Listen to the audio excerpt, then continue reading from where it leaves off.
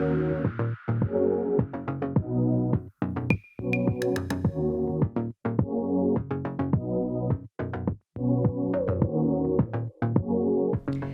and welcome to episode 3 of our Women in Business series.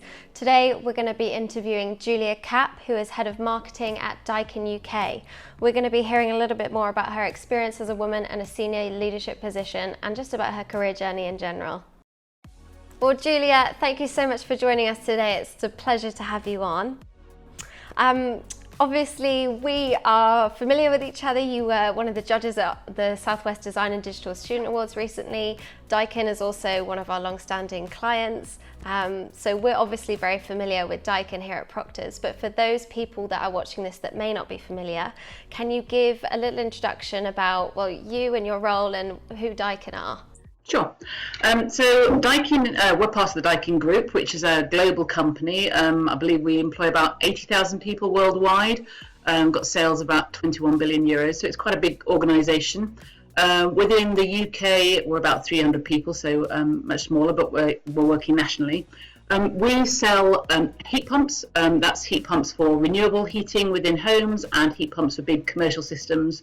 We'd also do air conditioning and air filtration systems. So really everything to do with climate control within a building is what we focus on. My role within that is to head up the marketing and communications team. And really we do everything, it feels like, from the kind of the branding and advertising side of things and a lot of content engagement work, communications and so on, right to events management. We do big conferences and customer networking events, so that's always very exciting. And yeah, a lot of, and then we have channels as well, so a lot of partner networks and so on. So it's everything from kind of the big brand stuff, the experiential stuff, to the kind of the loyalty programs for our customers as well, both B2B and B2C.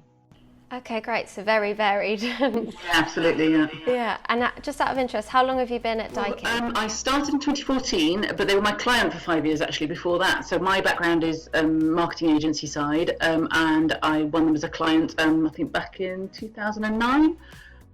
So I worked, externally with them for 5 years, and then came on board 5 years after that, and thinking I'd stay for probably a 6-month short-term contract, and that's lovely though. It clearly shows that, yeah, you found a good fit. Definitely. Yeah. Okay, can you talk to us about any exciting projects that you've got going on at the moment? Yeah, sure. I mean, I feel like everything's exciting at the moment. I know when, talking about air conditioning and renewable heating might sound quite dull from first glance, but actually it's a really fascinating area to be in, because we're addressing all the kind of the big climate issues at the moment in terms of global warming and having to find lower carbon emissions from our homes and businesses. So as a nation, we're going on a trajectory towards net zero. So we have to find new ways of heating and cooling our buildings.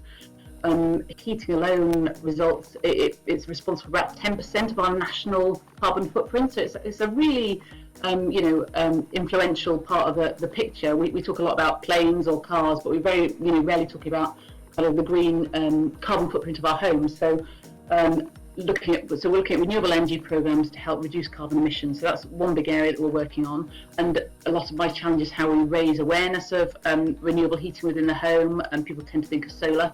They don't tend to think of heat pumps. And if they do think of heat pumps, they probably think of it as a shower pump, not as an alternative to a central heating system. So we've got a big education piece to do there. The other big area that we're involved in is indoor air quality. So, if you think, for obvious reasons really at the moment, fresh air has never been more important inside. We can't always rely on opening windows and so on. So, a lot of our systems involved in ventilation and air purification. So yeah, that's a lot of what we're doing, is campaigning to kind of raise awareness of solutions in that area and how good systems design and maintenance can contribute to better health for people in indoor environments. Okay, great. Sounds like you've got loads going on at your end. Okay, so on a more personal note, whether this is at Daikin or maybe in a role previous to that, what would you say is your greatest professional accomplishment? Yeah, that's a really tough one. I was a freelance writer for many years, so I was involved in loads of really interesting projects. I think what being freelance doesn't do is kind of give you that trajectory of, very obvious accomplishment after accomplishment. When I was thinking about, this question, the thing that stood out to me in my mind was the day we won the Daikin account. just because it was such a life-changing moment, really. And I remember sitting in my car and getting the phone call and going, oh my God, this is going to change my life. I just set up a new agency. I got into partnership with an existing agency, but it was a very, very small agency, and we were just pitching for work, and against much bigger agencies, actually. But I come from a background of talking about sustainability communications and ethical communications, and that's the approach that I went into with Daiki, and really talking to them about how we need to talk about the climate. And this was back in 2009, when it wasn't such an obvious route to go down, I guess. And we won the work, and it was a big chunk of work for me at that time. And I just remember just having one of those very rare moments in life, going, "Oh my God, this changes everything." And what it meant was I worked my socks off for 5 years, started my business grew to, a team. It was exhausting in many ways, but, I wouldn't have ever been without that experience. It was, I learned such a lot from doing it. And then obviously, it became the foundation of my future career at Daikin. So it was time well spent, really. Wow, it sounds like it was very well deserved then. Yeah, it was nice to be on the other side of it, in control of the budget after being at the receiving end of it for so long. Yeah, you've seen both sides, the agency and then moving into in-house. Yeah, cool. Yeah, sure, yeah. So you mentioned there about how you kind of grew the business into, managing a team, and it sort of grew and grew. Let's talk about the leadership side of your experience. When managing a team, do you have any sort of tips or tactics for managing productivity, keeping morale high? Yeah, I think it's all about engagement with your team. We've been in lockdown, 15 months now? And for most of that, we've had daily team meetings. So I've got a team of 10, and we used to meet every morning. Now it's about 3 times a week, but every morning just to go through the to-dos of the day, and actually just to keep everybody sane and together and feeling like we are part of a team, not all really isolated at home. I try to have regular one-to-ones with my people, but they know that I'm accessible all the time, really. And I think it's just good communication. It's like being in a family, isn't it? You've got to keep talking. You don't always be in your separate rooms, on your separate screens. We're in it together, really. And I just try and keep that sense of team going, however, tough things get outside. And I think I'm lucky in that my team a lot of people in my team are very long-standing at Daikin. So we worked together over a number of years. We've seen each other through some hard times. We've had some amazing experiences together on events. So we've got a real kind of, backdrop of experience together to rely on. But it also means when we bring in new people, we try and bring them into the fold, really, and show them, how we like to work together, and, that we are a tight-knit unit, really. I think that's the only way you can work. I wouldn't want to be any other way, really.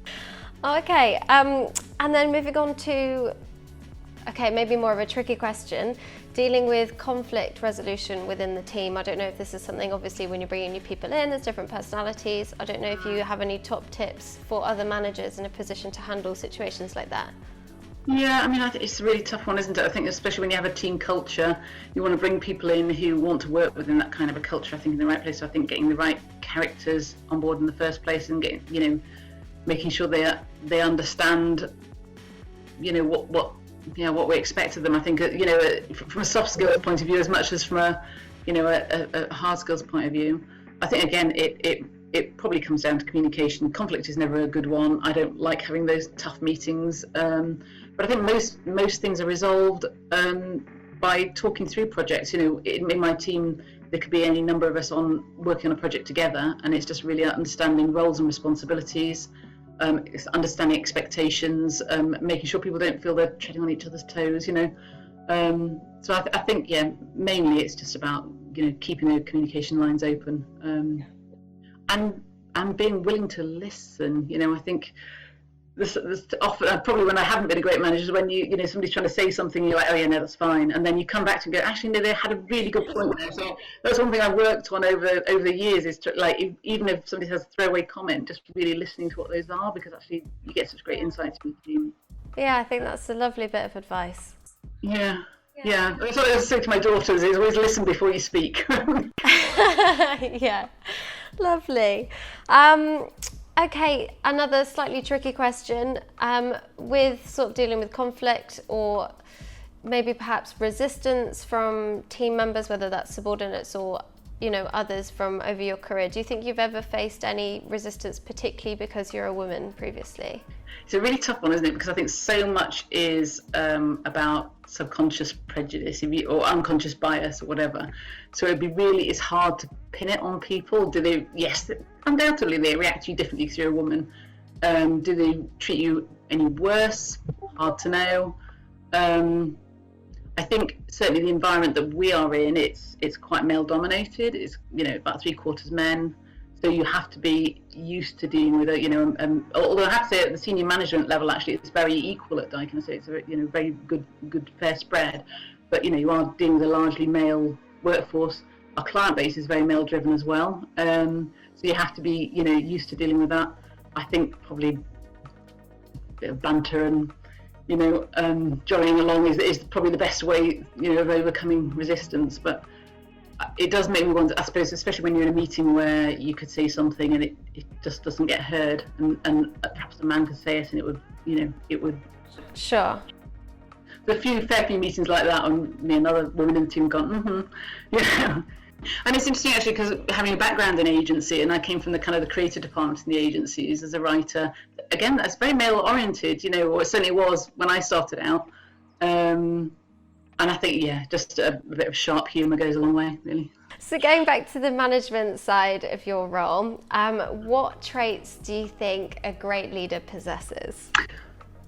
For me, I think charisma, you can get away with an awful lot. With a charismatic leader can take people with them, but I think that relies on having warmth, humour, humility. A great leader doesn't have to be somebody with a huge ego. Actually, somebody who's down to earth. And I often think some of the most powerful people that I've met actually have a very down to earth and don't have a huge amount of ego. Whereas it tends to be the reverse. More egotistical people, actually have very little power in a true sense. So yeah, I'd agree with that.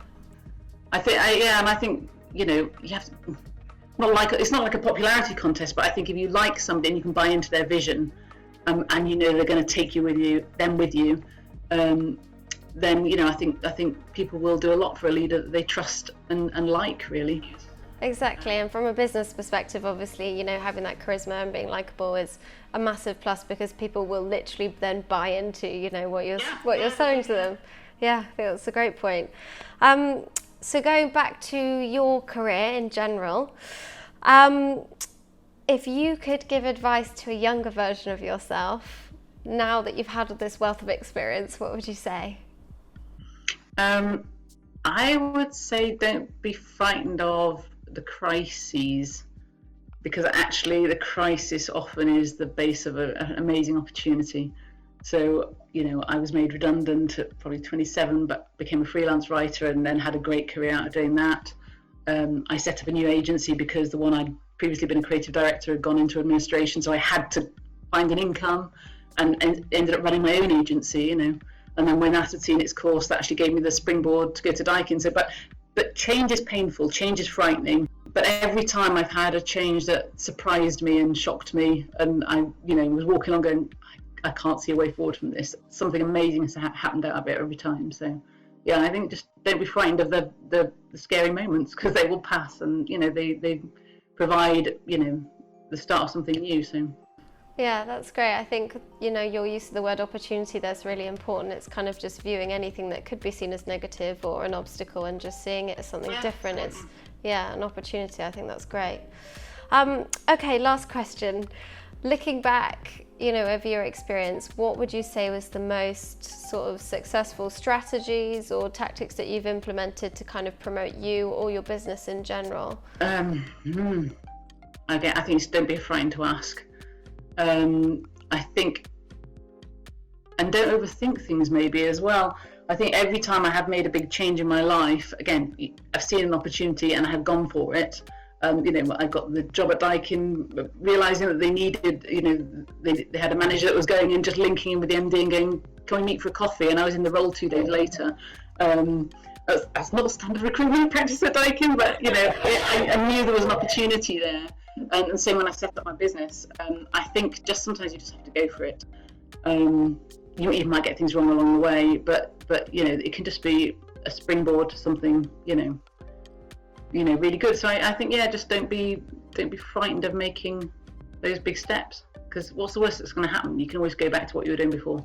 Yeah, lovely stuff. Well, thank you, Giulia. That was great. Hopefully that will be inspiring lots of, women in the workplace watching this. I think you've had such an incredible story, and you're talking from a place where you've seen both sides of it. You've got this agency experience, you've then moved in-house through, building connections, and look at where you are now. Congratulations. You've done amazingly. I think just good luck to all the brave girls out there, really. So. Oh, lovely sentiment to leave us on. So if anyone watching this would like to contact you or find out a little bit more about you, how can they do so?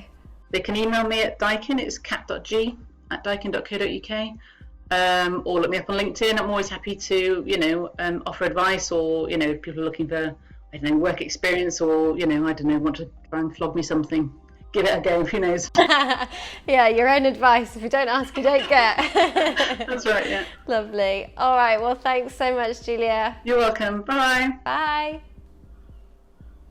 If you'd like to find out more about our services here at Proctor & Stevenson, you can head to our website. Alternatively, you can contact us via email at marketing@proctors.co.uk, or keep up to date with our content via our social channels, which you'll see on the next frame.